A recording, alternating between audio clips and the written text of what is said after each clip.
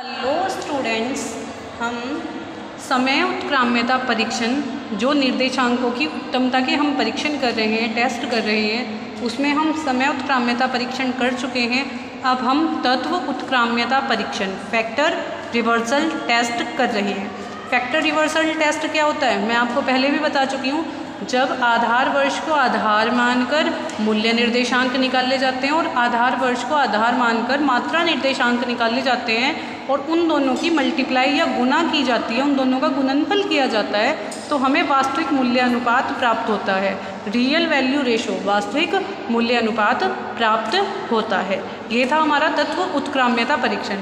आज हम इसमें फिशर का टेस्ट देख रहे हैं। जो फिशर का टेस्ट है वो तत्व उत्क्राम्यता परीक्षण को पूरा करता है या नहीं करता।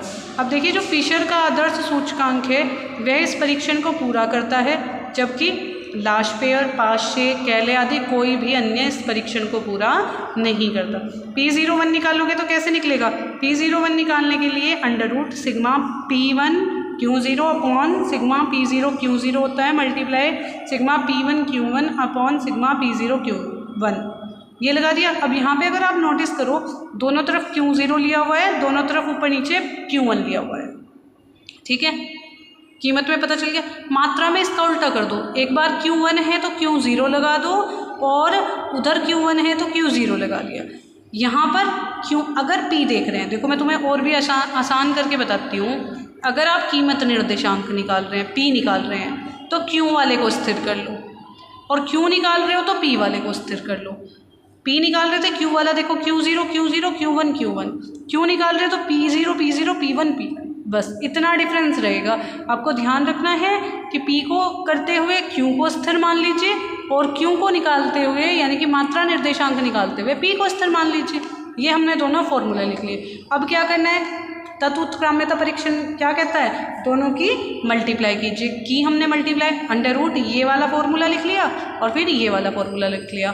देखिए, P0 Q1 से P0 Q1 कैंसिल आउट हो रहा है, P1 Q0 से P1 Q0 कैंसिल आउट हो रहा है। बच क्या रहा है? यहाँ पे भी सिग्मा P1 Q1 बच रहा है, यहाँ पर भी सिग्मा P1 Q1 बच रहा है, दोनों लिख लिए। यहाँ पे सिग्मा P0 Q0 बच रहा है, यहाँ पर भी सिग्मा P0 Q0 बच रहा है, दोनों लिख लिए।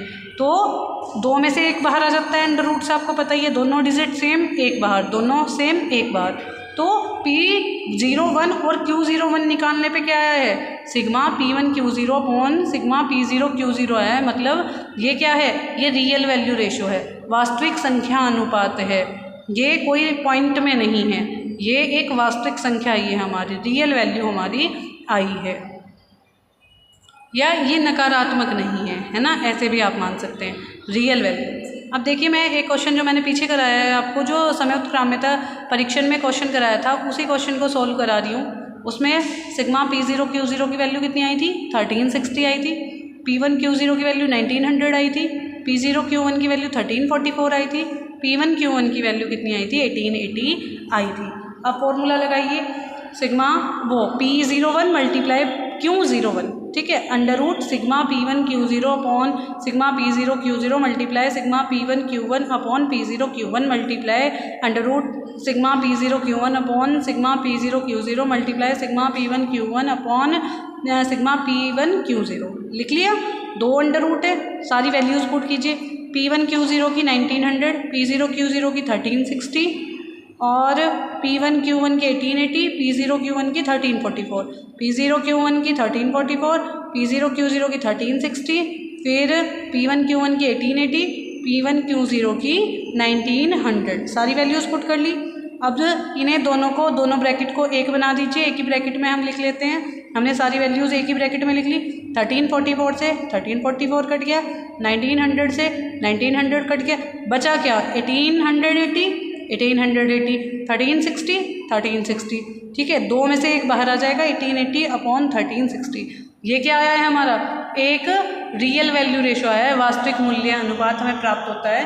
तो ये हमें बताता है, ये परीक्षण हमें क्या बताता है, हमने फिशर पे चेक कर लिया है कि फिशर का जो आदर्श सूचकांक है उसे आदर्श इसीलिए कहा जाता है क्योंकि वो तत्व उत्क्राम्यता परीक्षण और समय उत्क्राम्यता परीक्षण दोनों को फुलफिल करता है। और कोई भी सूचकांक या निर्देशांक जिसमें जैसे कैले हो गया हमारा, है ना, पाश्चे हो गया, लाशपेयर हो गया, कोई भी हमारा इस सूचकांक को या इस टेस्ट को, ये कोई भी सूचकांक हमारा टेस्ट ना तत्व को ना समय को पूरा करता है, कोई भी सूचकांक पूरा नहीं करता। आपको समझ आ गया होगा, ऐसे ही आपको सॉल्व करना है। Thank you so much students.